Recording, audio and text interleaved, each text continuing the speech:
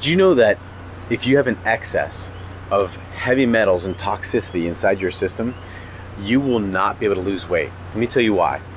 You see, your body actually builds fat cells and it surrounds the toxins and heavy metals. Now, heavy metals are in a lot of stuff. Heavy metals are in our water, even in food. And when those heavy metals are in excess, your body, to protect you, because when heavy metals build up in your body, they can attach to your thyroid gland, they can attach to different glands and produce depression, anxiety, a whole host of symptoms. But the interesting thing is, as a protective mechanism, your body will build up fat cells and protect you from it. So if you try to lose weight without actually detoxing the heavy metals, your body will not let it go because it's actually unhealthy. So you've got to have a combination. When you try to lose weight, you've got to combine it with actually cleansing toxins, including losing weight.